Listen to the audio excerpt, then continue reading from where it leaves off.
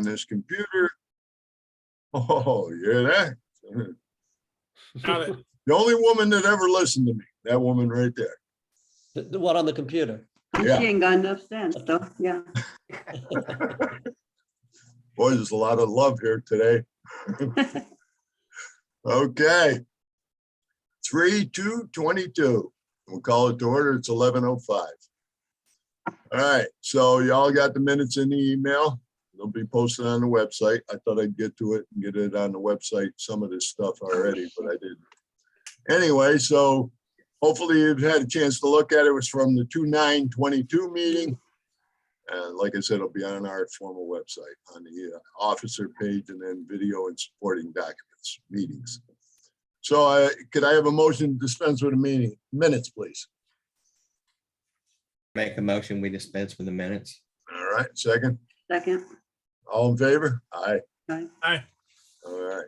That would sound like 3 ayes. You need one more. Aye, Prez. Okay.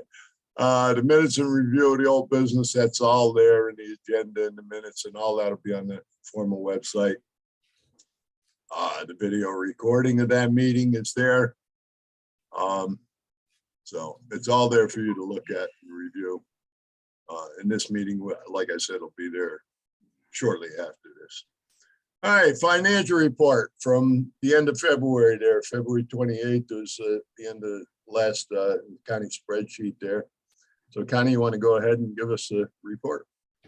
No. No? Okay. No. Okay, so everything matches with the spreadsheet and the bank. It's probably changed as of maybe today because I transferred money from Stripe and PayPal. So it's not going to match perfect right now because the bank always takes a few days to post it. But anyways, that's what we have right now. And I have one check that I forgot to deposit. Yeah. So I'll take that later on today. Okay. And everything looks fine. Yeah, I was looking at the audit, which we'll get into the financial audit, and Oh, yeah. matched with the your spreadsheet for the end of 2021. So that's good too. Yeah, and speaking of, I'll be emailing that information to the accountant this afternoon. She, Okay. I can't print out the spreadsheet to take it to her for whatever reason. It just won't do it. When I make it smaller, it loses the values. I don't know. So she said for me to just email it to her and she'll get it done. Okay. Good. Hey, just so I don't forget, Connie, I know last year she did the name change on our tax return. Yeah. I have bugged the hell out of IRS. I even got our local congressman here trying to get him to send us a formal letter with that name change, GE Retiree Benefit Solutions instead of Rage HCC for the bank and other reasons, IRS and of course, state of Kansas. If you could ask her if she would try to contact IRS and say, I filed the return last year under this name. They sent us a letter, Connie. They sent us a letter saying we never filed last year. Well, we did, but we did it under GE Retiree Benefit Solutions, not Rage HCC. So they said, we're going to suspend your organization if you don't respond. So if you could ask her if she could talk to them, if she can't, then I'll have to try again myself, but trying to get through to IRS is horrible. Horrible. Yeah. Just unbelievable. Okay. All right, Connie, if you could ask her, she might have a contact there or something. All right, so to finish up on the donations and contributions, this little section that I'm rolling the mouse over. For 2022, we started our fundraising in November. November 1st, 2021, we delayed because of all that Benestar and healthcare stuff. And to date, as of 2/28, and looking at county spreadsheet at the last donations, we have 35 total contributions. All right, and it breaks down, the total amount is for $13.21 and 34 cents, and it's broken down in Stripe donations. You can see there 23.9 on PayPal, I don't know why these numbers are different. They shouldn't be.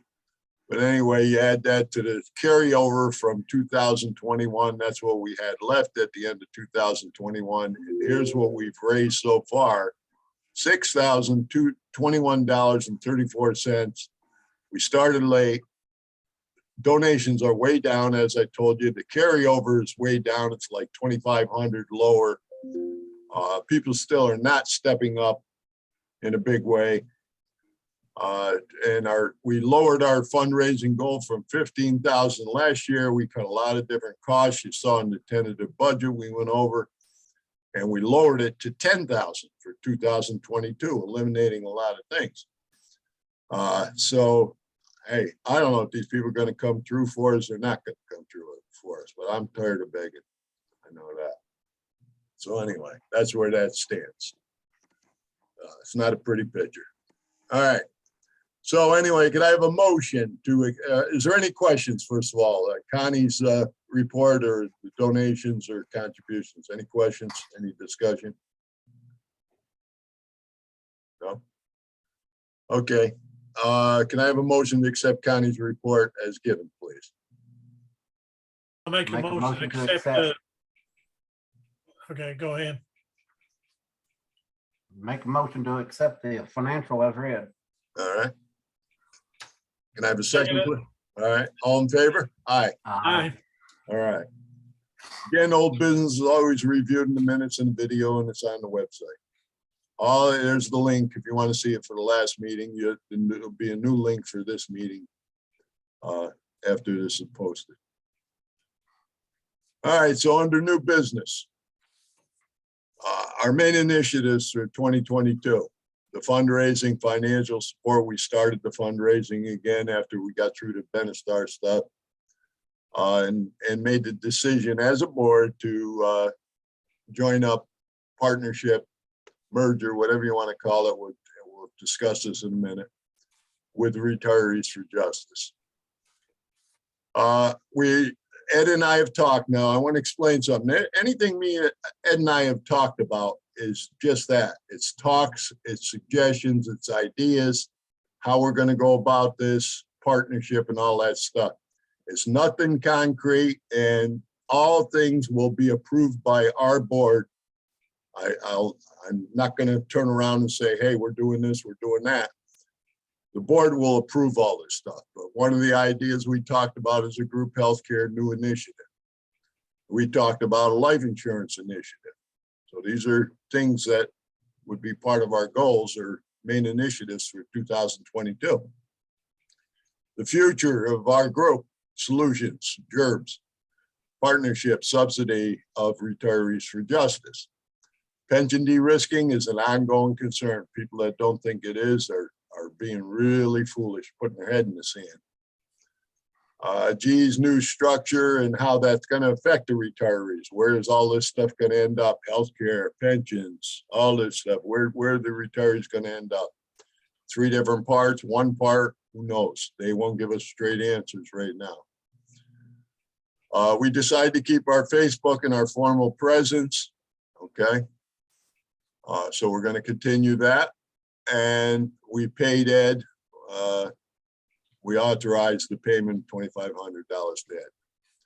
Now, before I get into Retirees for Justice and all that topic, let's talk first about the new member profiles, the approvals and background checks. An email circulated amongst all the board members, and there was responses on there, and I'm going to bring that up so you can look at it. Let me see. All I gotta do is find it.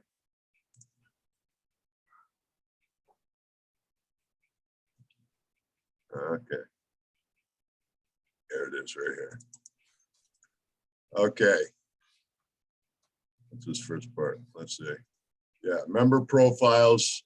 Can y'all see that? Is that up? Yes. Okay. Connie wrote the first email on 2/17 and brought it up. Of course, we all been talking about it. Brian has sent me a note. Connie sent me a note. Here of late, we've been getting some weird members in our group. The latest one is Cindy Snow. He's almost certain she's a snake in the grass. She's fake, that's for darn sure. She only started Facebook this month and was added to our group on the 12th. She was asking questions about our finances, making comments on Keith Boland's post that was just stirring things up. If you're going to be adding members, please go check their profile. If they have nothing, absolutely nothing on there, they are new to Facebook, I would not suggest adding them at all, even if their answers to the 3 questions that we ask. We also ask them if they're going to abide by the group rules. If they're on the money, we kind of suggesting we still don't add them. If you're not sure if you should add them or not, then don't. The latest person is just like Tom Jones. You know Tom Jones. He was always causing trouble. Always say, "Oh, you're cream panic with a pension arisen. You're doing this and that. Where's your financial thing? Where's this?" But you know, I thought you were supposed to be doing a financial audit. Where's that? My personal opinion is this is another fake account, and if it's not fake, at the minimum, the person is a snake for the other group, for some other group. And to be honest, I'm not too sure about Keith, but I think Keith is good. I don't know. But does anyone really know him? He sounds legit.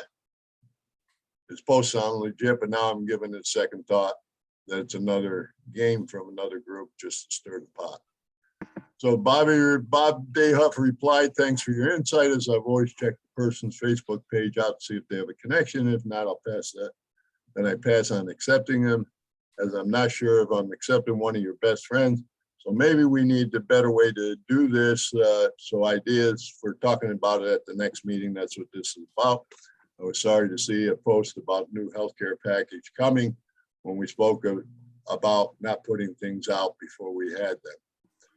I think after the last thing about healthcare we did, it looks bad when we wanted to bring it up again the next week, just my view. Thanks again, Connie. Our regular website is wide open. So I sign in and out real quick to see if anything needs to be done, but I will not sit on the site, just not safe. We have not protection. He's talking about the formal website. We just cannot have an open website on the internet. Nowadays, it's just not safe.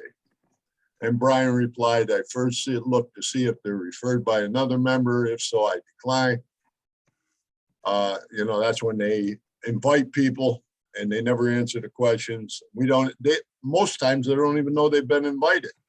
Yeah, we've got someone just invited, a fleet admiral from the Navy. And of course, he did answer one question. He's a relative, but you know, the one that always hangs up at the end is, will you abide by the rules though? Yeah. And that's sitting right now in the queue with one other person. Okay. We'll have to look at it.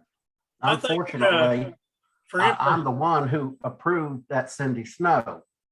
Now, I thought I had gone through, but I did not check when she joined Facebook. So That's nothing to worry my about, fault. Brian. I mean, we're gonna get people like that all the time.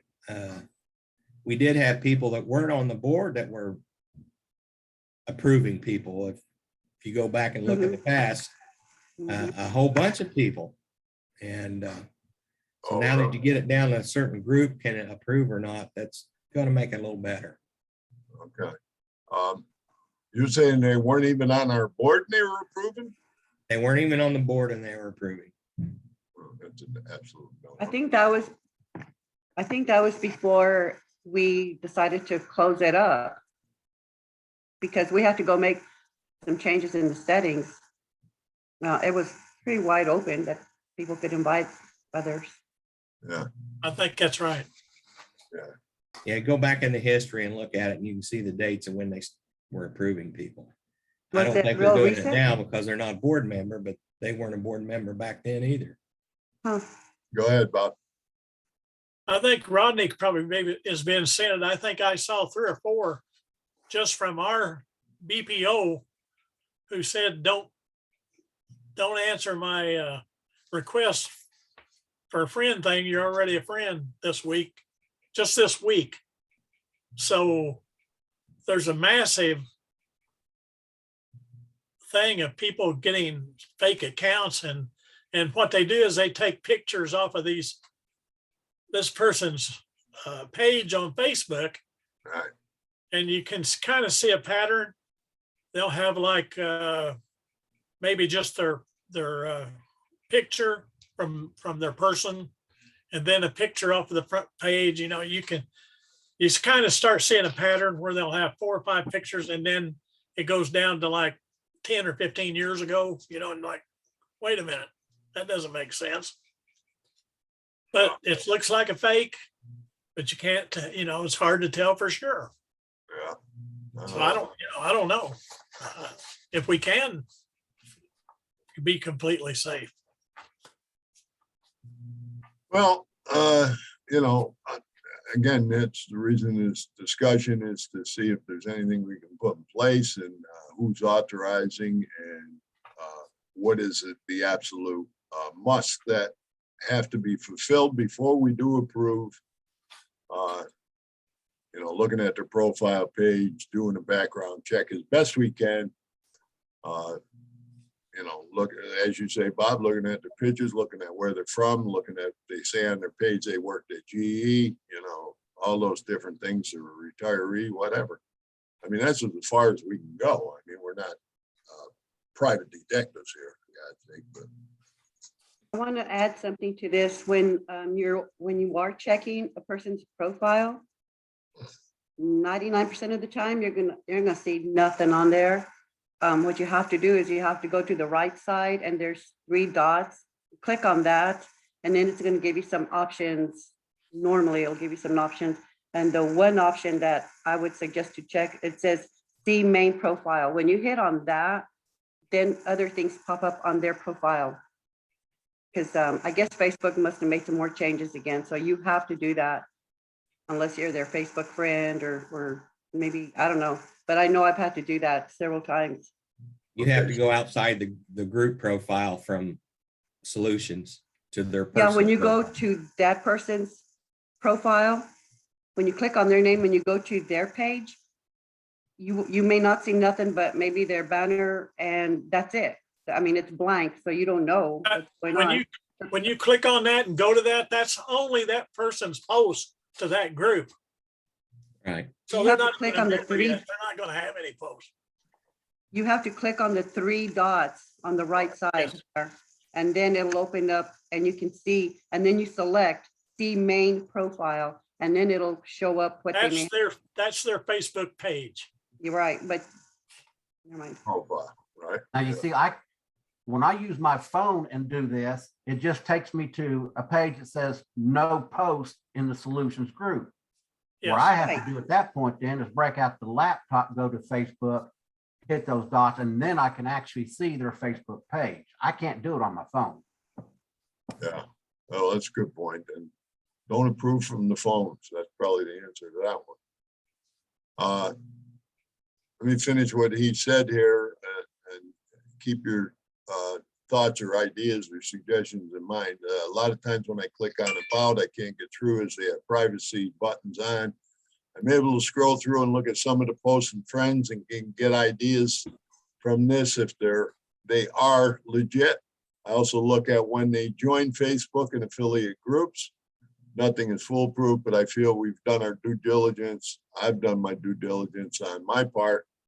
But it certainly, as Bob said, and some of you, the rest of you said, you know, we can always be fooled, obviously. You know, these people are getting better and better at this stuff. Maybe we need to elect just one person to oversee admissions, or maybe 2. I don't have a sure solution, but I'm convinced that this Cindy Snow is a snake in Tom Jones, and really is Tom Jones, or at least a minion of the other group. Her questions are almost identical to Jones, as before. I think we've resolved or come to the conclusion that Cindy Snow and Tom Jones are they're not a match with our group. All right. And anybody else that wants to get into that stuff, you know, I'm not putting up with it anymore. I know that. This constant barrage of like we're doing something wrong. So any other ideas, suggestions? Do we want to limit it to a couple people doing the background checks and looking at the profiles, or do we want to leave it just open to the administrators, which all of us are? Well, I also want to say, when I looked at the site yesterday, the approval, there's a thing in there for automatic approval. And it says if they've answered all the questions and have at least one friend in the group, then they're just automatically let through. I don't think that should be there. I think we need to do away with that. Is it just a checkbox? No, I went into our website and was looking at something. I don't know if it's settings or what, but there is a thing in there that says automatic approvals. And Yes, it's in there if you have at it's least in one the- friend and it's in questions the are answered, settings. then the site automatically approves. All right, Bob, what were you saying?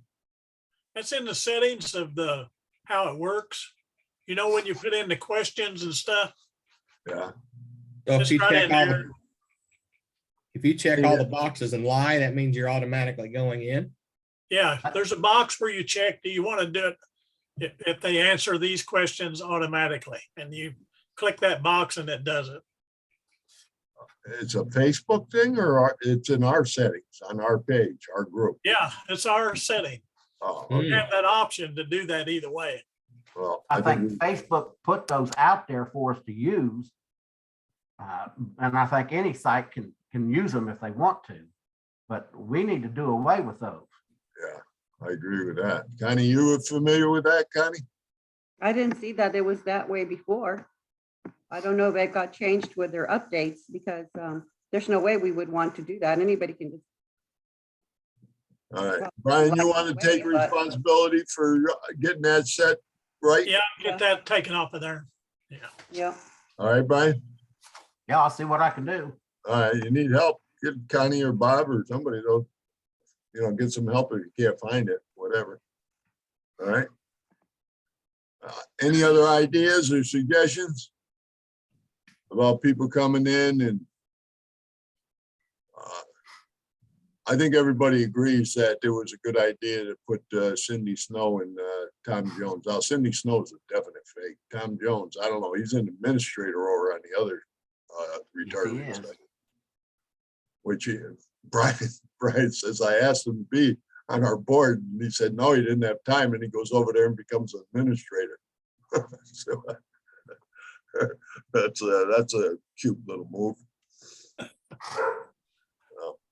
All right, so any other ideas or suggestions? Listen, if something comes to mind, share it with the group on that email that went around, share it on the group and we'll put it into practice. That's all I can say, unless anybody else got something they want to bring up right now about these profiles. Everybody happy? Okay. All right, so let's move on to the next thing here is about GERBS. So Eddie, you still there? You're there. Good. Okay. Yeah, I'm here. Last meeting, Ed, you had the emergency thing there, trial or something came up and you couldn't sit there and listen. So the board, I've received a couple emails from the board and trying to capture your thoughts when you and I talked individually on the phone about this transition partnership, merger, whatever we want to call it, but the transition to that partnership or merger. So let me just go down this thing. At our last meeting, 2/9, Ed couldn't make the meeting, explain some of his thoughts or ideas about a partnership merger with Retirees for Justice. I did my best to explain some of his thoughts. The highlighted areas below from previous email explain some of those discussions. I can't call a board meeting every time Ed and I have a discussion, and I'm going to clarify that. The board has to approve anything. Ed and I are just sharing ideas. He's running Retirees for Justice, and I'm the president on this end. And we're sharing ideas about this transition, this partnership. So once that's done, I always report back, and I sent you guys, you can see just below there, I sent you guys all an email on 2/24 about some of the ideas. The board has to approve all those ideas. I don't make a unilateral decision without the board approval. So right now, there's simply ideas and thoughts and proposals. We'll always keep the board informed and there'll always be votes and approvals. So at our board meeting today, we'll discuss where we are. Well, this is what we're doing right now. So Ed is going to he's here. He made the meeting. So To inform the board on 2/24, I have been working with Ed, who's been super busy to move ahead with a transition for Retirees for Justice to Retirees for Justice. We would be in a partnership and a subsidy, a subgroup of Retirees for Justice. Yet we will remain a separate entity as far as IRS, state of Kansas, where we are incorporated. As you can see, there are many things to consider in a partnership. Other strategies to affect change, legislative, there's a lot of what Ed does. The pension de-risking is the main area of his concern, but there's other areas, healthcare, life insurance, and all that. We have to talk about fundraising and splits with Retirees for Justice, or quarterly payments, or once we receive money and pay our expenses, what do we got left to make a donation towards Retirees for Justice as our partner. The legalities, and you could talk about some of this as we review some of the legalities, membership info, how it's going to be handled between the two groups. They sign up on yours, they sign up on ours. Does that make them automatically a member of your site? Are we getting into some kind of violation of personal information when we do that? You know, those kind of things. Promotion of membership in Retirees for Justice, and you know, we're just talking, folks, right now about future benefit offerings, whether it's another healthcare plan or some life insurance offerings. These are just talks, and you know, we're looking at some ways we could accomplish that. And so we kind of started that ball rolling. Nothing's permanent, nothing's absolute, nothing's resolved or finished. We're talking, and the board will always be kept informed. I see this process taking at least 6 months. Ed's busy as hell, and he's trying to run, you know, his own business, and plus Retirees for Justice, and do all this stuff, and get Retirees for Justice off the ground. So here's one of the responses from the board from Brian. Ed, I don't have a problem with John and Ed discussing the best way to integrate our site into theirs, but as Bob has mentioned, we as a board have not agreed to doing so. I do have some, we did agree to join with the Retirees for Justice. That was voted on and decided. I do have some concerns, so that's fine. Brian has some concerns. Are we still going to be able to address all the concerns of retirees regardless of the concerns of the outcome? Are there certain things that Retirees for Justice prefer not being discussed within the realm of their website?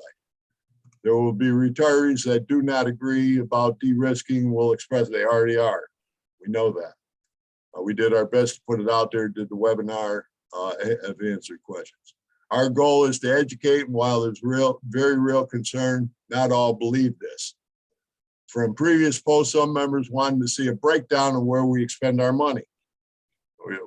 I've already dealt with that piece, posting it. I feel getting donations will be a greater struggle as they believe they are donating to RFJ and do not support the cause. RFJ concentrates on one issue, and that's de-risking. Well, they do more than that, but as of now, it will not. It is not an issue. Personally, though it is a huge issue, the de-risking he's talking about, we have to be proactive in.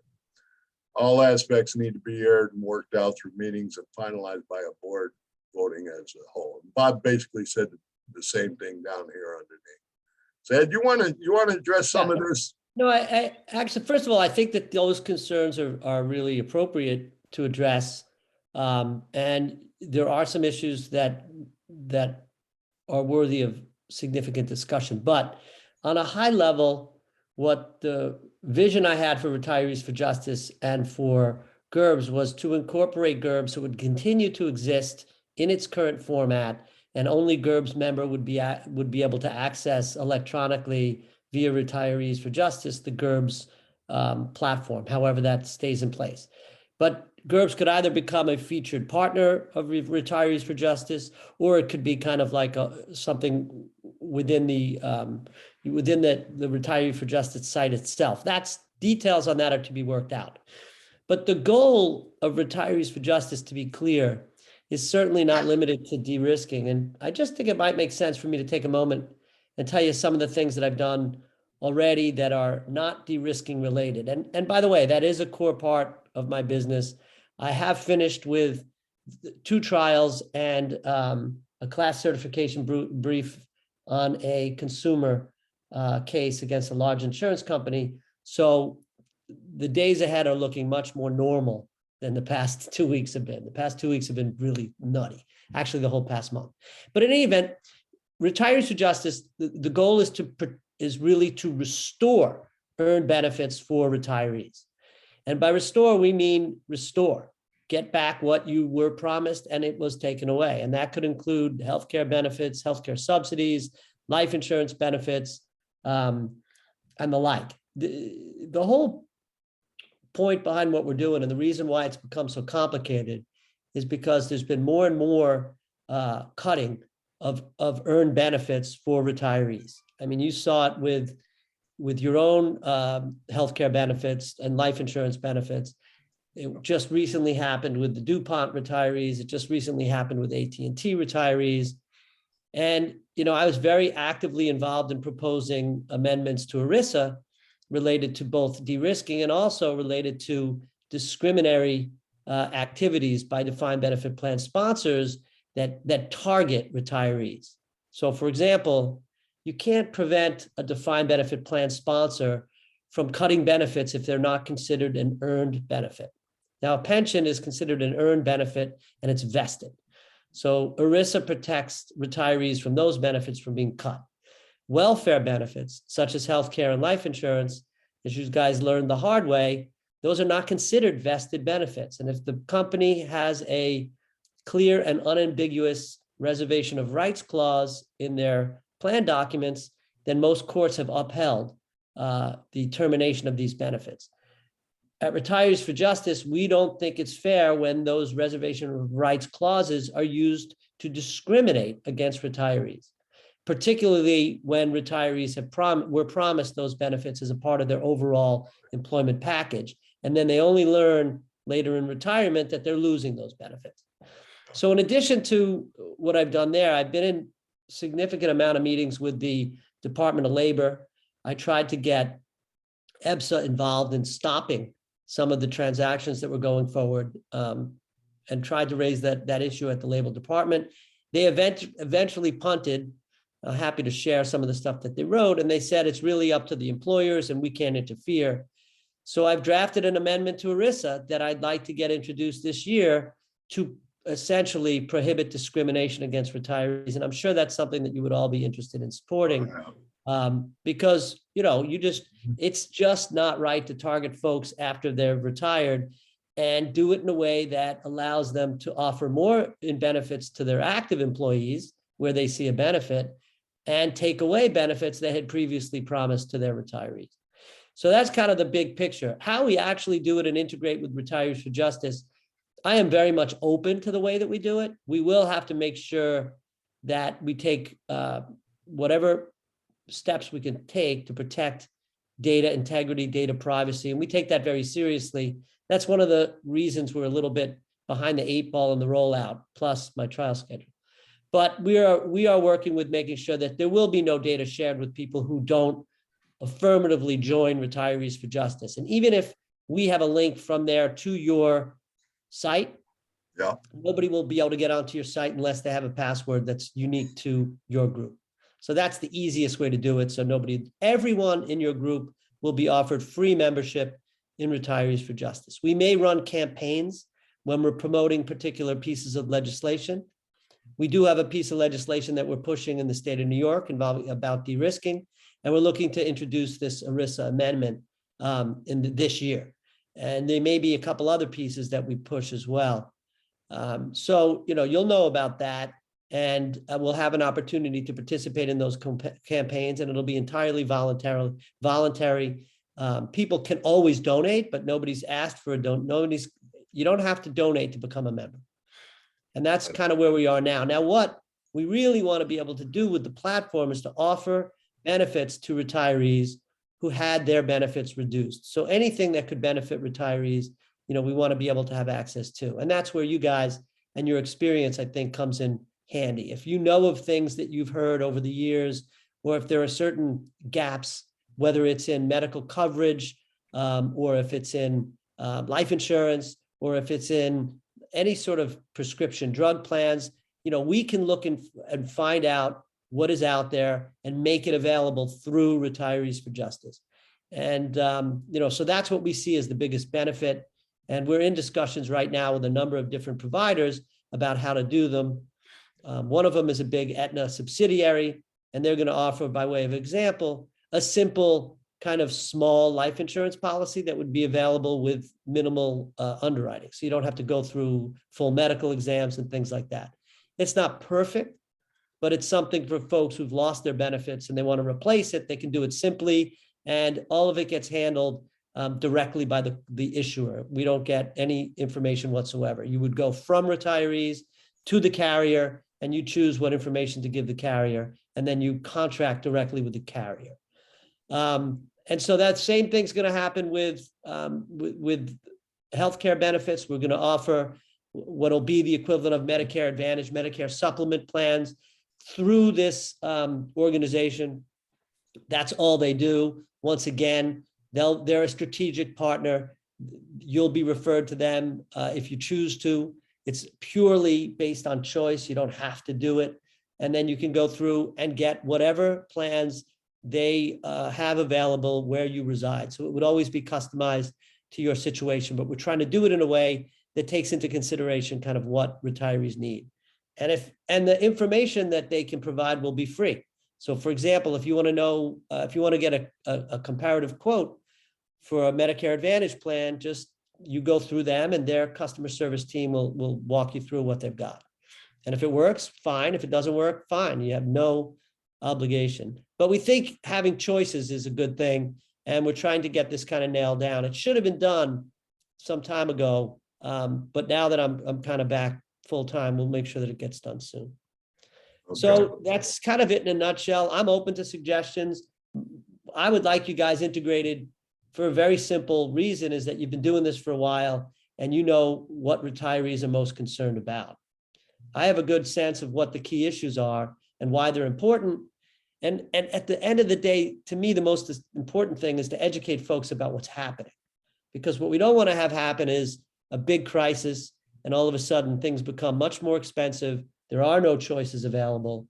And you find retirees, it just happens, retirees are aging, and it's going to be more difficult to replace benefits if they get taken away later. Okay. Well, So I really appreciate everything that you said this morning, Ed. I mean, it clears up a lot of the issues that I had. I'm just wondering if by chance you couldn't expound on some of the things that you've told us this morning into your personal website so people can get a better understanding. We are waiting to finalize a couple of agreements, and I've been holding off on doing that until we have things, in place. So I'm giving you guys kind of a heads up as to what we've got in the works, but I want to make sure that it's signed, sealed, and delivered before I kind of talk too much about it. That would be great. I mean, when people come into it and they say, well, hey, this guy does a lot more than just the de-risking part of it. I think it's a huge attraction, and it'll make things fly a little easier. No, I think that's right. And that's fair. And John's right. I have been crazy busy over the past month. So part of it was just due to my schedule, but I've got a few other people now who are working with me who are kind of gonna help take care of a bunch of that. And once I get things finalized, I'll put them up on the site right away, and you guys will have a chance to look at it. And any input you guys have about what you want to see, just let us know. All right. Now I'm glad you just said that, because I know you got your own IT person, your website person there. And let me bring up, let me stop this and bring up something else. I'm going to bring up your site, Ed, just for a second here. Come on. Bob had a question first, though, I think. All right, go ahead, Bob. Go ahead, Bob. One of the problems that I've always had with marketing to older people, life insurance. They offer the thing like what you just explained, which is a rated policy.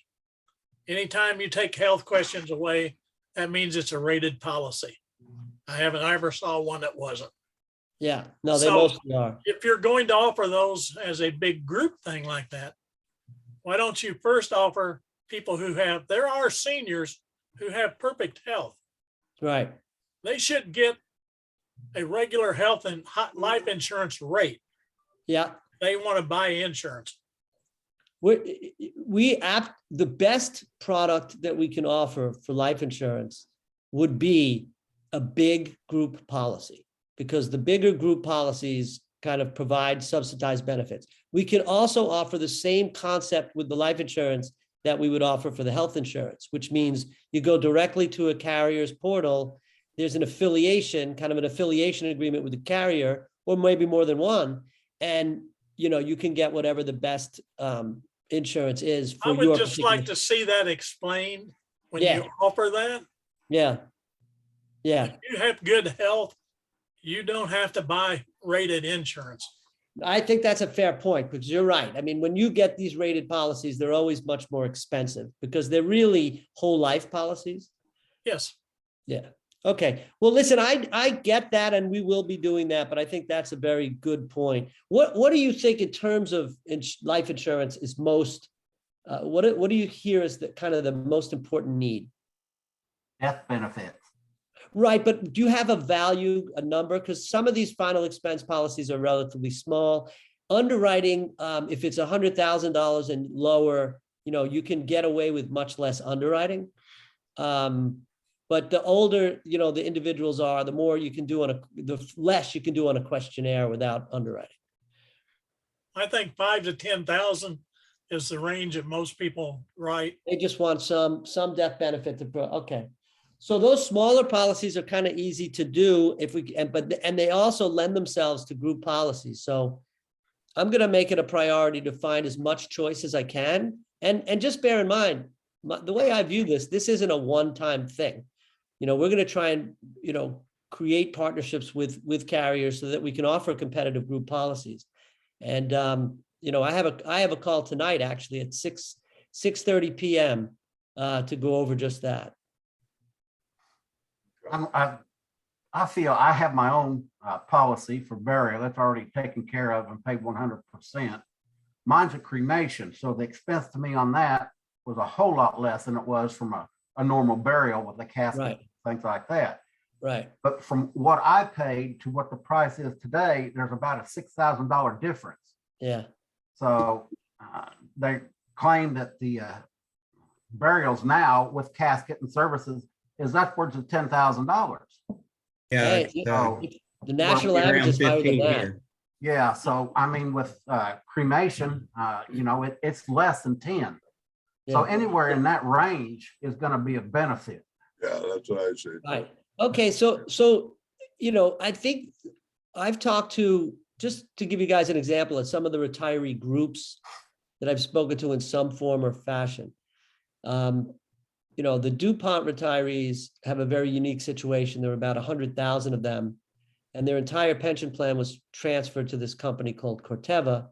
And then shortly after it was transferred to this newly created agricultural company, they had all of their life insurance benefits terminated. Some of those folks had been paying in for 40 years. And some of them were paying income tax on the benefit over $50,000 in life insurance because they had Wow. imputed income. So these folks are quite irate at having that taken away. And that's the kind of stuff that we want to really lobby for preventing that kind of stuff from happening, And stopping that GE type of activity. And GE has been raising the rate so high, or GE, the insurance company, a group policy, yeah. whoever, so high that people can't afford it anymore. Yeah. So I Long-term think that, healthcare. yeah. And so I think that we're all on the same page in terms of what needs are important and what retirees want. Right. I think we have some things that we need to do to bring more products to make more things available. And that's something that I'm going to do, this year. And that's our absolute top priority. All right, I So want we, to, on our part, we can, run a survey. We can ask our retirees, what's the most important thing to them? Is it death benefits? Is it long-term care? I know long-term care just took a huge hit. It's almost. That would be fantastic. And if you wouldn't mind sharing it with me, I'll ask the other groups I know to do the same thing. Because at the end of the day, if we can identify the products that people want, we'll focus on what's important first. Yep. Right. And then we'll put it in priority order. We'll be more of an impact. Yeah, That's affordable what health My care. suggestion is to help you, so you can Yeah. help us. Yeah, no, I get it. That's why I want you guys as integrated as possible. Because let me tell you what I've learned over the past decade in kind of dealing with retiree issues. The most effective way to get to enact change is to have a constituent reach out to a member of the legislature. So if you reach out to somebody in your state and you say, hey, this stuff is going on. Take a look at this memo that was done by Retirees for Justice. This impacts me. We don't like this, and we vote. So we want you to change the law. Give Ed Stone a call. Yeah. We support this. That's very powerful. I've never seen a member of the legislature not react to that kind of thing. Now, sometimes they react and they pay lip service and they blow you off. Yeah. That's happened many times, but they always respond because they want you to vote and they want you to think that they're going to take your issues seriously, and retirees vote. Yeah. They're very, very All important. right. Every They're block people big care. block. Yep. Yeah, affordable health care, pensions, protecting pensions and life insurance benefits. And Brian also brought up long-term care. Brian, can you put a list together for a survey? Yeah, I can sit down and start to think of some things, and you know, if you all have questions of your own that you'd like to see answered, is this and that, you know, send them to me so I can get them incorporated so that we can draw up a survey. All right. I think that's a great idea. I think you should keep the survey kind of short. Yes. Just because I've seen these things in the past. When they're short, you get responses. If it's too long, people might lose interest. But if you focus on the key issues, like you said, kind of, you know, healthcare, affordable healthcare benefits, life insurance, long-term care. Long-term care is tricky these days, as you guys all know. Yeah. But yeah, so the more feedback we get, the more we can customize things. But you know, I'm excited about this moving forward. And look, the issues are not going away anytime soon, because you know, I have seen not only more and more pension assets offloaded, I've seen more and more benefit reductions that are targeting retirees. These are going to be hot issues, and you know, we're in an environment that's kind of difficult these days, and people are looking to make a mark. And so we're going to push. I think the more that we can vocalize why it's not right to discriminate against retirees, you know, the better chance we'll have of impacting change. You know, the one comment I want to make to that, Ed, is, you know we have 250,000 retirees out there, another 150,000 coming out that are going to be vested, that'll still get pension benefits and like that. But they know also that they gave me the statistic, 10 to 12,000 die a year. So in 10 years or 20 years, that's the end. And he is not offering retiree benefits in the future, such as healthcare or life insurance or pensions in the future. So, you know, this battle goes on for us. We're a big population all over, like you said, all over the country, retirees and seniors. Right. And, you know, we gotta, if we want to protect our benefits and not lose it, we got to stand up to it. No, I think those key issues, based on all the discussions I've had with you guys, I think we're absolutely on the same page. I think some of the comments are very useful for me to hear, because it is, you know, there are things that you want to get a better handle on in terms of what's happening and how you can do things that will, you know, be meaningful. All right. So are you guys seeing on the screen, the Retirees for Justice website? Yes. Okay. If you look up at the top, across the top there, home, about us, our partners, all that. This page is dedicated to the de-risking subject. But if you look at our partners here, about us is all about it, the board and all that. You see who's like the Association of Beltel. I assume, Ed, we'd have a link in here. That's what I was thinking, was that you would have a link right there, just where the Association of Beltel retirees are. Right. We have a link right there, and we can make it static or live depending on how you want to do it. And you can make it so that it's protected, so that anyone from your organization, if someone from the outside world clicks, you can decide whether or not they get access or not to your stuff, right? And you can deal with it however you want. But once you click on that, it would leave our site and would go to you. Okay, so then to get to this link, then people are going to have to register to become members of your group in order to get to ours. Is that how that's No. gonna work? No, No? you don't have to be a member. You don't have to be a member to view this online. Anybody can see it. Okay, That's why you would control the entry at your level. all right. This is just a place where we are putting down folks that we have an association with. So we call it our partners, that's what we call it, but they're folks that we have, relationships with right now. So click on Medicare Transition Services. All right, I'll click if on you're that. live. Is it gonna go when I'm in this mode? It might not. Might not, because I'm in the share mode, so. All right, so don't worry about that, but we will in the coming days get you stuff that you can click in and see more stuff about. Right. And I'll try and get, it No, I might give me was- a little bit of time, but I will get more stuff up there about the different benefits that we're working on. What I was thinking, Ed, and I need to talk with you and your website person, but we'd have a link here, but it would go to a page, a subpage of yours. From that subpage, it'd be like our homepage, let's say. And from there, they can click on going to our form. Would you like to see our formal site or something like that? Go to our I- formal site. Anything like that can be designed. That's not a big deal. That's just Okay. additional pages. And then the other thing I was thinking, Ed, I don't know if your front page is all about the de-risking, big topic, obviously. That webinar we did, I thought was fantastic. And I thought it had a ton of information, good facts, good, your slideshow, all that kind of stuff. We had a lot of pertinent facts about GE, just another exposure to me and just another information thing. So I'm thinking of Let things me like that. think about this after the call, because I want to take in all the feedback and come up with some ways to do it that make sense. Maybe we can do something like that inside of your page, your first page, and then have, as you said, another link that would Right. take them physically to your site. Yes, Then we can put up that piece that we did together, because that was a collaborative effort, that we Right. did specific Right. for GE.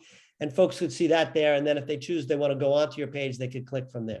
all right. And The that biggest- that is The on the biggest homepage. consideration, John, the important thing I wanted to stress to everybody is that nobody's going to be giving up their personal protected financial or medical information without formally opting in, and it's going to be in a way that's protected and HIPAA compliant.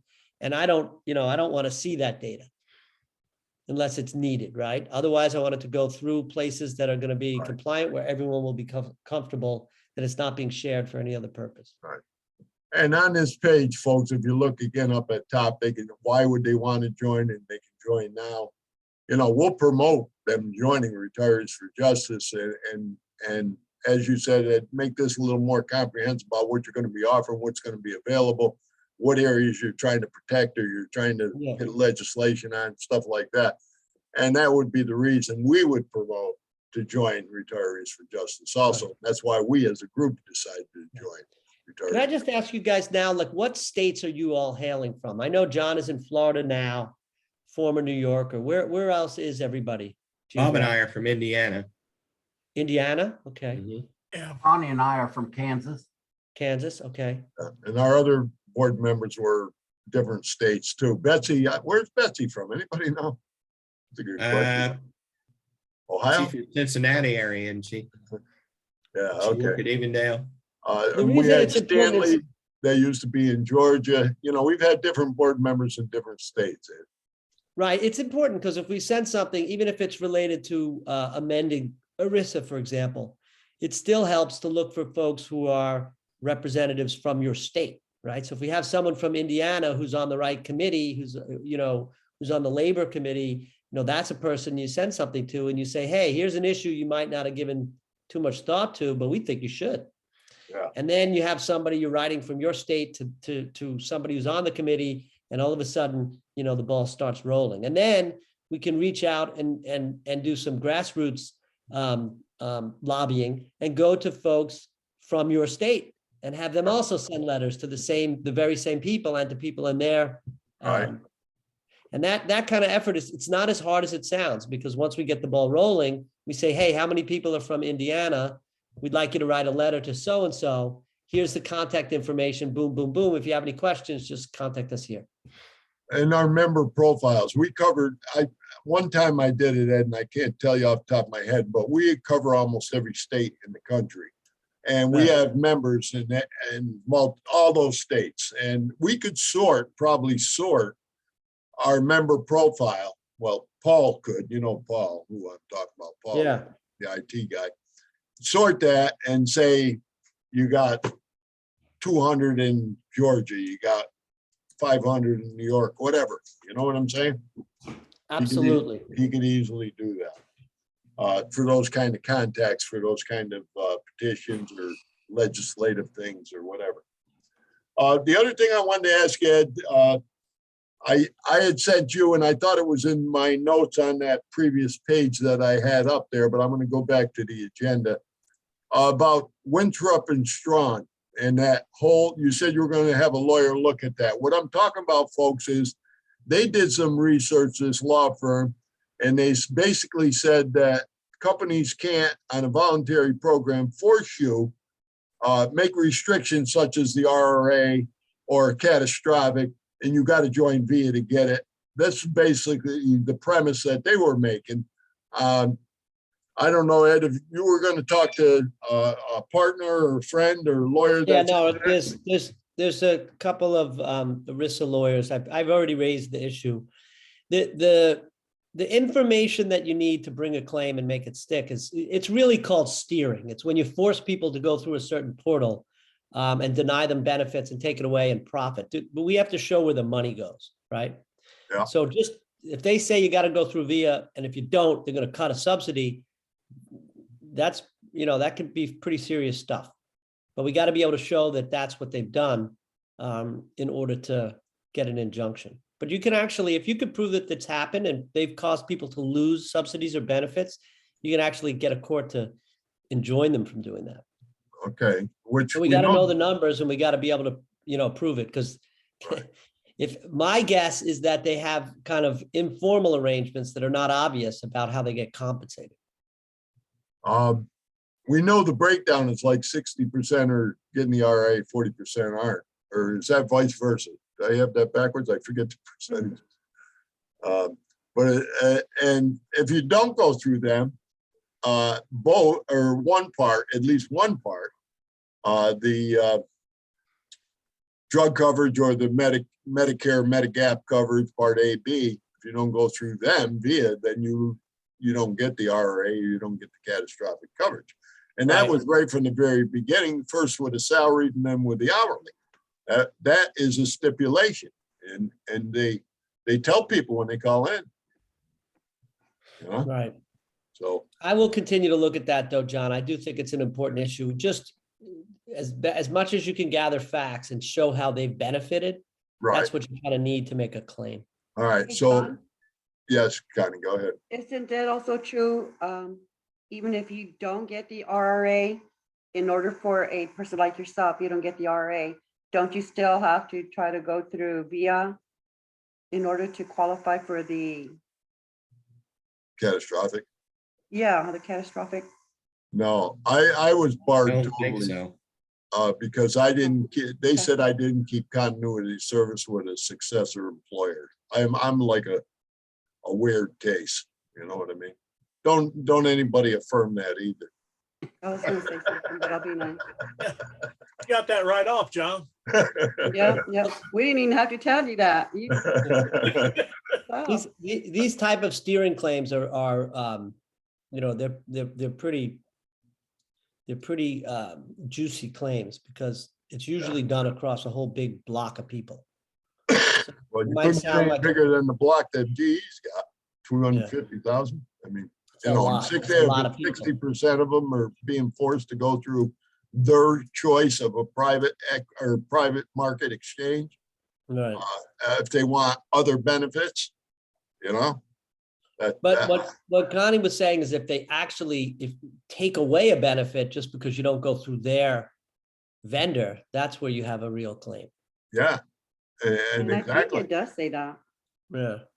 Well, that's So up to I'm you. happy to look at that. So, one of the good things is I don't do all these cases myself, but I have, very good partners at very specialized firms around the country for dealing with ERISA related issues, retirement related issues and all that kind of stuff. So it won't Okay. take me long to find the right folks to kind of lead the charge. These cases, as you can imagine, if you bring them, they're really expensive to bring. Because as you know, the companies are very well advised, and they've taken a lot of protective steps to make sure that it's not easy to get at them. So you really have to dig into the data. The first step is always getting past a motion to dismiss, which is just on the law. And then from there, you get into discovery, and usually there's a settlement once you're in discovery because they don't want you finding anything out. Yeah. Well, what I did on my end, just so you know, and the board knows, I talked to Dennis Rochelo. He was the former top HR guy, and he's the guy that filed the salaried lawsuit against GE when they took the healthcare away.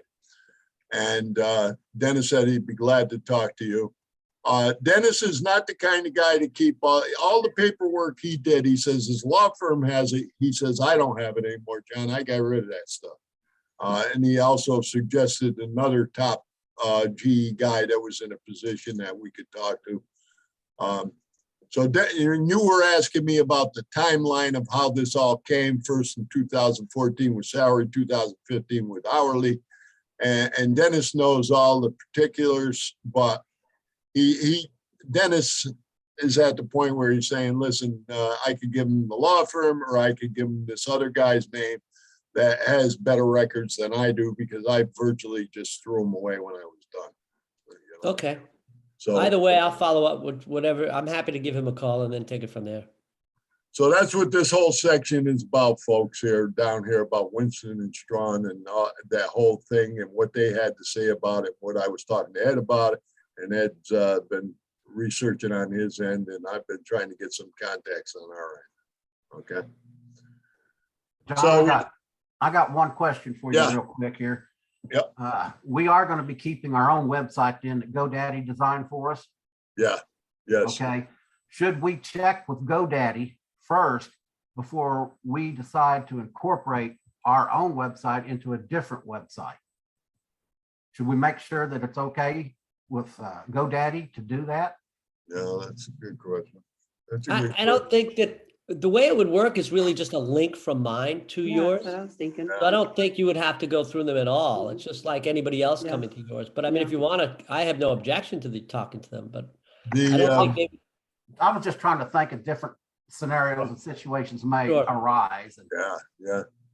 No, I went to Retirees for Justice, and I was able to go into one of those links that that is on there, and that's no problem. It just took me right to it.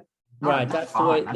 that's the idea of the way it should work. Yeah, that's That's what I think. wanted. That's how I want it to work anyhow. And just for a quickie here, I think maybe for our group, whenever we start promoting Retirees for Justice, we could say something like, and I know it might sound a little bit goofy, but we might say, if you want justice for retirees, join Retirees That's not for goofy at Justice. all. I love it. Hey, yeah, that's good. Good I idea, love it. Connie. I like when slogans come out of our group. I love it. Connie, you get a commission for that, you know. All right. Absolutely. I got the checkbook right here. And as Connie said that, please, all board members, you know, we're going to join up with this, with Ed's group and Retirees for Justice. Please go over there and join. You're not obligated for a donation, but if you. No, absolutely not. And there's going to be a lot of changes in the coming weeks, so you'll get to see more and more stuff. I want to think through the idea John had about having that little webinar incorporated on Okay. your page. I think that would be a good way, because that way it would have content that's unique to GE. Yeah. And at the same time, it's very relevant for kind of Retirees for Justice anyhow. Okay, look at our homepage, Ed, because I think it's right on our homepage. Our homepage could be the page that they link to and go to our formal website. You Right. understand? Right. Okay, so I think it's right on there. All right, I got homework. You do have homework. All of us should have homework. Let me see here if I missed anything else on my little cheat sheet over here. And guys, just so you know, if you ever have questions, you know, whatever they are, the best thing to do is just email me and I'll get back to you. You know, it might be at some bizarre hour of the day, but I'll get back to you. Yeah, you got questions about any of this transition partnership, folks, please. Yeah. Great directly Because I to, want this to be, I want this stuff to be as transparent as possible. What we're trying to do in addition to kind of changing the laws and we want retirees to be as educated as possible so they have as many choices as possible. You know, so part of some of what we do is put up content and things we think retirees would be interested in reading about. And in my experience, some retirees want to read everything under the sun, some don't. But, you know, as long as it's there and it's not, you know, difficult to access, I think it's good to have just more information. we like the ones that read it and go through it or watch a video and then start causing trouble in our group, Ed. We love those That's, people. by the way, we expect that people will cause trouble because it just, you know, it's just Yeah, it's who the they way are. it goes. Okay, so let's see here. So Ed, when you're going to make changes or anything, your IT person there could get a hold of me and we could go over. Yeah, no, some- I'm gonna talk it through. I'm gonna talk it through and try and figure it out and kind of do a little mock-up and show it to you. Because that Okay. way, you know, you guys will take a look at it and see if you think it makes sense. Okay. And then we can go from there. The link process I know will be pretty easy because I've already talked that through. But Yeah.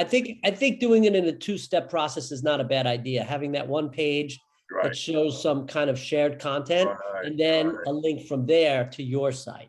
right. And then that way you design how people get in from there without having to go through any retiree for justice okays. Okay. I Are think the that- other groups that are there, are they nonprofit groups also? The Association of Belltel Retirees is a nonprofit. I'm in discussions with another nonprofit, but they're not on there right now. Okay. I was just kind of wondering how we work with our members or with IRS, because I'm not, you know, really knowledgeable on this kind of stuff. But if we're asking for donations to give to Solutions, and then we give to Retirees for Justice, is that okay? I mean, legal and all that, or? Yeah, it is. Actually, that's one of the reasons we created Retirees for Justice is because I was doing work. I've been doing work for over a decade for the Belltel retirees, and they're a 501c3. And 501c3s are limited into how much lobbying they can do. So any lobbying that they do through Retirees for Justice. We're a so- 501c5, Ed. You're a 501c5. That's right. You told me that. And Retirees for Justice is a 501c4, specifically to allow lobbying. But yeah, I got to check on the rules from 5 to 4, how that works. What we did with the 501c3 was they did things, you could make a grant or do a stipend and contribute to the association, which is not considered direct lobbying. Right. You know, and that's what I was thinking, Connie, when I said before, we as a board, at some point, if we got excess money after we pay our expense, we decide as a board, we're going to give $100 this quarter to Ed's group or whatever. You know, we're doing it as a group to his group. Yeah, I think the more important thing is to get as many members interested as possible and active as possible. And then, you know, we can go out to other groups who want to offer products and services to retirees and they'll pay. I just want to have the core kind of group together so they know that they're looking at, you know, access to hundreds of thousands of retirees, whether it's directly or indirectly. Yeah. And anybody that goes and joins on their own, any GE retiree that hourly or salary goes and joins on their own, regardless of what we say or do on our site, is fine. That's not a conflict for us, right? That's not a legal conflict in any way. They're deciding to join your organization. Right, Ed? Yeah, other than that, they won't know what's going on with the GE side of it. Because we're not gonna be advertising everything, our personal benefits that we get from GE or don't get from GE on our issues. Right, but Right? they'll know how to get to you. Yeah, they'll have a link to get to us, back to us, you know. I mean, if they're going to Ed's organization, they're probably going to hear about it through us. So they know that, you know, they're coming through us. They can come back to us, join us and join him too. Unless it's another GE retiree group that, Oh, I know who you're talking about. Right, that's possible, Connie. That from Retirees for Justice standpoint, that would be good. And if there's a way that we could, you know, work with you to get them to join yours as well, I have no problem with that. go both ways. Right. That makes sense, Connie? Yeah. All right, so let me go back on the agenda here. We already talked about de-risking. That's always gonna be a concern. We talked about the life insurance. There's where the de-risking video is there in the agenda. You can see that. Anybody got anything else they want to add to the meeting here, committee reports or anything like that? Anything else that needs to be brought up?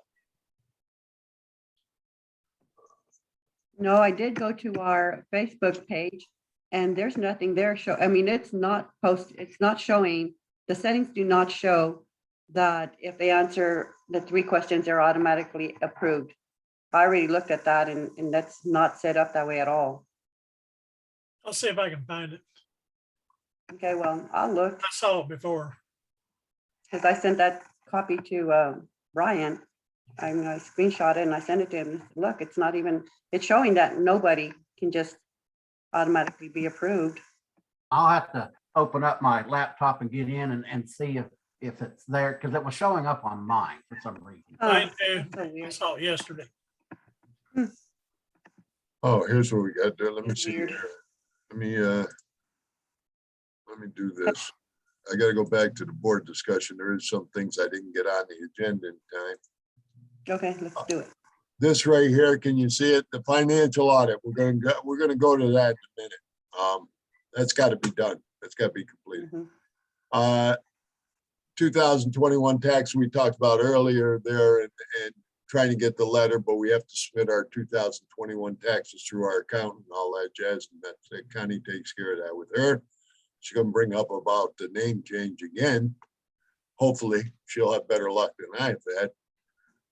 The other issue that we have to decide, I got a letter from Victor Management Liability, and we deal with Dane Sutherland, I think his name is, from Eberts and Harrison. We have our policy through Navigators. Victor is like some in-between broker or something, Victor Insurance Managers. They sent a letter and said, non-renewal, certified mail, return receipt requested. I guess the liability program with Navigators is not gonna renew. I don't know if they went out of business, whatever. We will endeavor to place you in an account with a new carrier on the policy expiration. We discussed this and we said, unless we were in the healthcare, we really don't see a need for liability insurance. How does everybody feel about that? I thought that's the way we were gonna go, that we were gonna do away with it to cut some of our expenses. Right. We should be able to get that for $500 or $600 a year. I think it's a good thing to have, like a little policy, Yeah. just to protect your officers. Best Eberts and Harrison, and Dane went all over to all different companies. For our group and for the issues we dealt with, they felt it was too much of a risk, and 2135 was the, It's just too much. The premium was too high I know it's too high. for what most nonprofits use. We haven't had a claim in by either a retiree or anybody else in 6 years. So Yeah. I'll talk to Dane again, but unless he can get us a good price, we'll have to bring this back up and decide. But we only got this renews. What's the date on it? It just seemed to me like we was overinsured there quite a bit. Mhm. Yeah. I agree. 4/21 is our expiration on the policy as it stands right now. So I'm gonna write myself a note to get a hold of Dane and say, listen, we're looking for less costs, less coverage and less cost. If we can't do it, we're gonna have to drop it. How's that sound? Yep. And If we dropped we've never even our, gotten close to having to file a claim, so we should get a, A lower Well- cost. That's what I thought. yeah. It's kind of like this. You have to pay for what you get covered. So if you've got too much covered, you're paying too much. If you don't have too much covered, you're not. That's kind of how it works. We're just overinsured. Yeah. That's my opinion. Well, we had a huge liability back when, so I don't know your past, you see. yeah, sometimes I wish we didn't either. That far. Yeah. Guys, I'm gonna have to sign off now unless you need something All right, specific. Ed. All right, Thank you. Ed. Thank you so much Thank for you, your Ed. time, and don't hesitate to email me directly anytime you have questions. Thank Thank you. you, Ed. Take care, everybody. I'll be in touch Bye-bye. with you. Bye. That sounds good. All right. So what were we saying? Reducing our coverage. Lower coverage amount, lower premium. All right, that's what I'll tell Dane. Lower premium.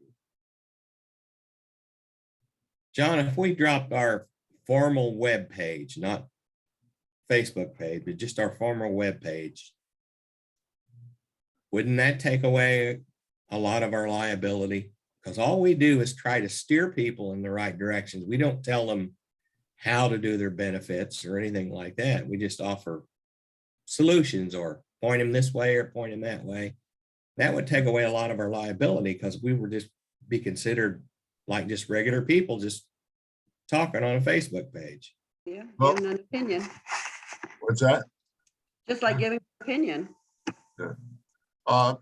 Facebook, you can do a lot of things, but there's things you can't do too, Rodney. I mean, you get, like we do a pension de-risking thing. Pension's big issue. If we're trying to promote a new healthcare initiative, the life insurance, I think we could get a lot cheaper website. That's what I think.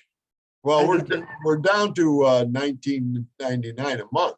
And we dropped the maintenance. That was the biggest part of the contract was the maintenance on that site. No, that website's really in bad shape. That's all I can tell you. Well, Something either got to be done to it or get it yeah, a less complicated website or something. I think you can't even see the people that needs to be approved or don't approve. You have to hunt and dig, and stuff's asking for, you got to do this update or you're going to lose this. Yeah, So it's having no one take care of it is making that website disappear. I can't even hardly sign in. oh, I had the same problem. Yeah, it's was really what, bad signing shape. in, Connie?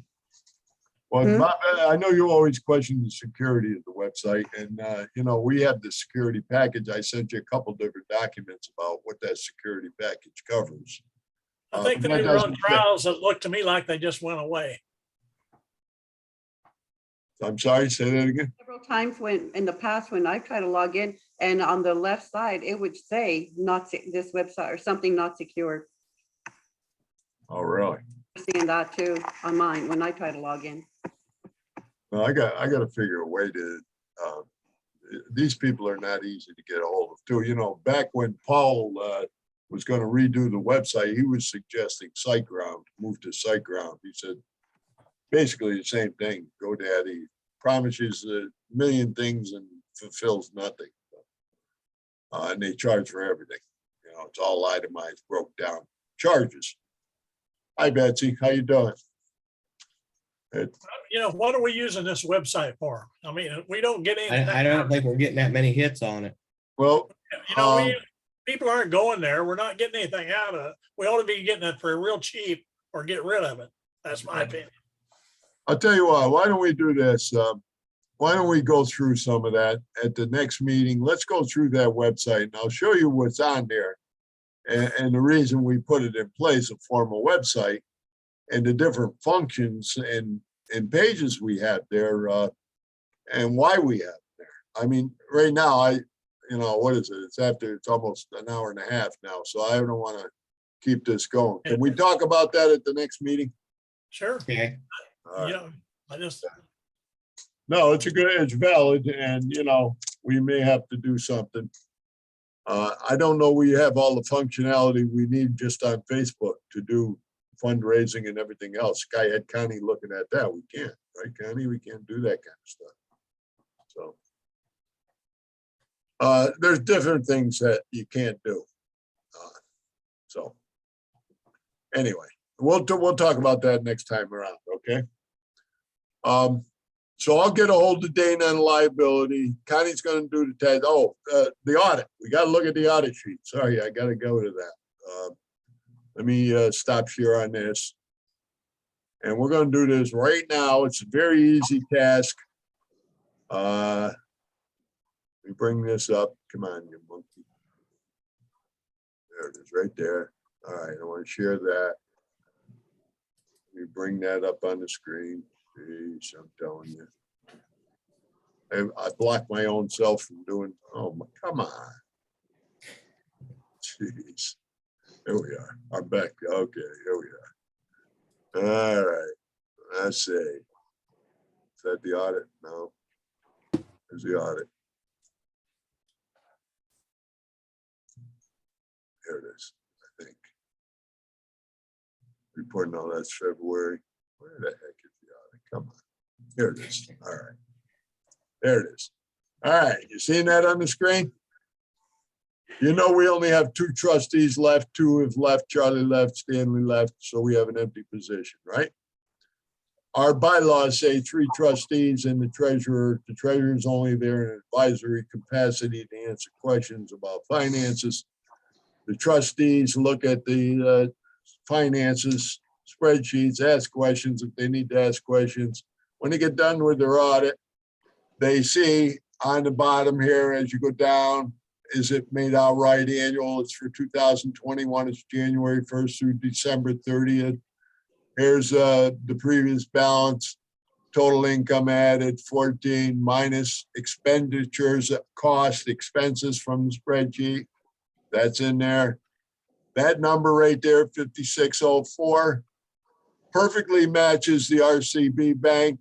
When you go back, the last balance in December of 2021, December 17th, I believe it was $5,604. Her spreadsheet is $5,604.65, same thing. All right. So there's a perfect match. Unless you have questions about expenditures, they're all in the spreadsheet. You'll notice on the bottom here, when I bring this down, on the bottom, the monthly accounting, January, February, each month is there. Expenses and donations. If you want to look at just donations, there's a tab right there for donations. The audit sheet is part of the spreadsheet at the end of the year. Okay, and then there's the RCB statement. This green box means everything looks copacetic, at least on the surface of numbers. Unless somebody has questions about income or expenses, I would like to approve this now. Brian is a trustee, and what I would like to do, and Rodney, we don't have a third, but we'll add somebody as to be the third trustee, because that's what the bylaws call for. And ask each one individually, do you approve of this audit for 2021? If you don't want to Had approve, Ed as a trustee. what's that? We should have had Ed as a trustee. He said he can't join the board. He'd be a advisor, but not a board member. Okay.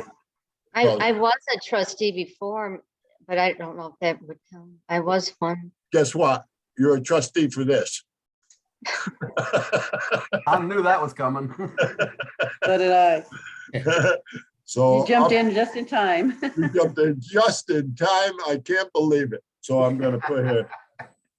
Oh, let's see. Ernie. Trustee. And secretary. I'm going to put / secretary because that's, you are the secretary too. Okay. So, Rodney, do you approve of our audit for the total year of 2021 in these numbers as they're presented here? Do you have any questions on donation No, revenue? I'm looking at it right now, Okay. and All right, I'll give you a few minutes to look at the rest of the spreadsheet. Brian, as a trustee, are you comfortable with approving this audit as put down here in the summary sheet? Yes, I approve as is. Okay, then Brian, you give me permission to add your name here down on the bottom? Yes, I do. Okay. Don't put Chill Daddy. Trustee, what's Really, the- John, the biggest expense has been that daggone computer you've got, so we hope you'll keep the Oh, bugs out of that thing. easy. Right? You monkey. Sure, you gotta bring that up.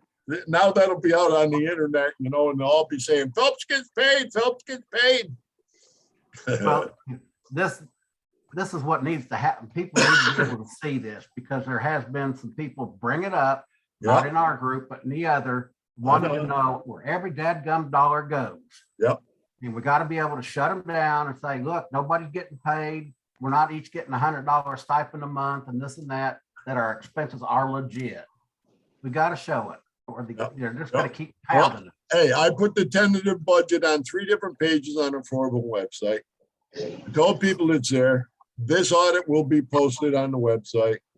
And that, you know, the board has approved. Any questions will be answered, blah, blah, blah, blah, blah. Rodney, do you approve the audit, the report, final audit report for 2021? Yes, I do. Okay. That'll cost you $100. Oh, I'm sorry. Checks in the mail. Are you taping this, John?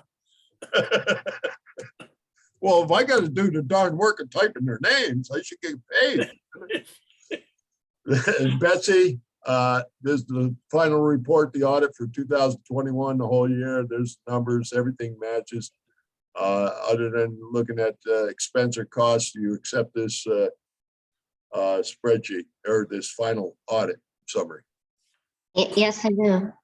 Okay. I don't have to put Elizabeth, do I? It's up to you. Well,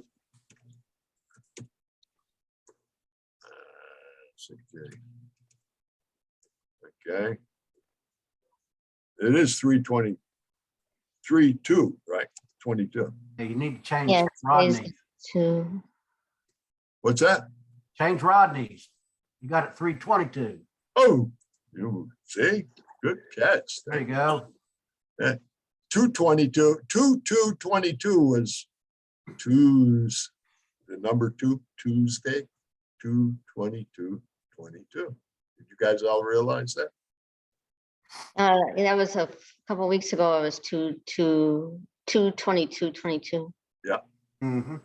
On a Tuesday, and they were all 2s. Okay, so that is approved. The board recognizes that and approves that. That's our official audit for 2021 and will be posted on our formal website and a link on our Facebook page. If people want to go look at it, it'll be there. We'll answer any questions that they may have from it. Right? Everybody approve that? Yeah. Can I have a motion to approve it from the whole board? The audit is completed. I make a motion to accept the audit as complete. Okay, second. Got a A second.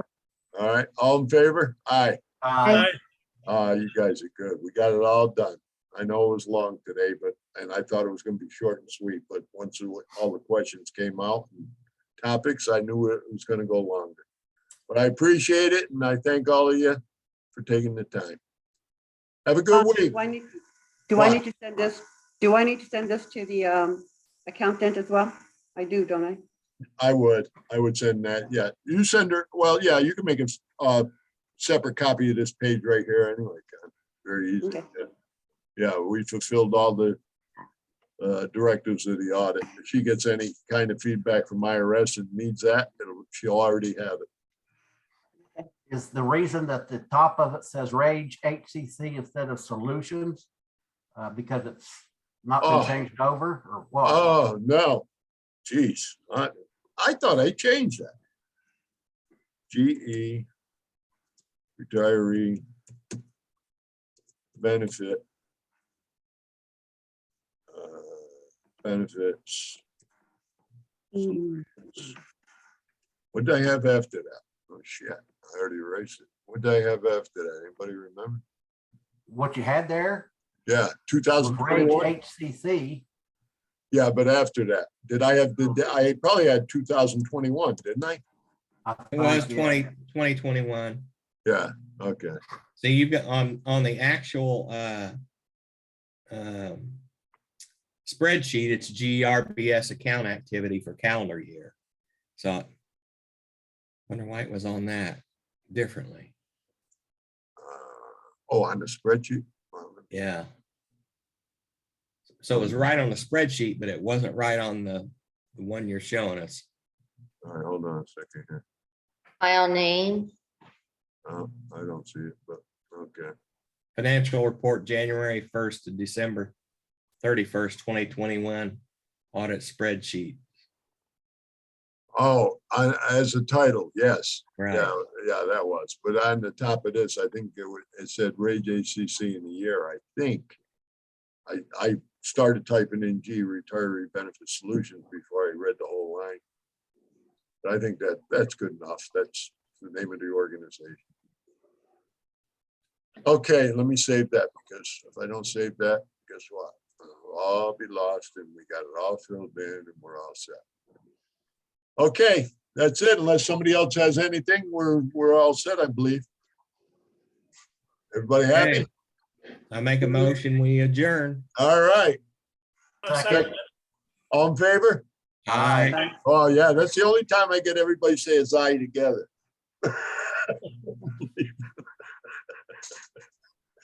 And my Bye, everyone. microphone's saying goodbye. Okay, everybody, thanks. I'm gonna end the recording. All right? Okay. All right. All right. Hey, John, Yeah, go ahead and stop the recording. all right, hold on. Let me stop share. Boop, and then stop recording.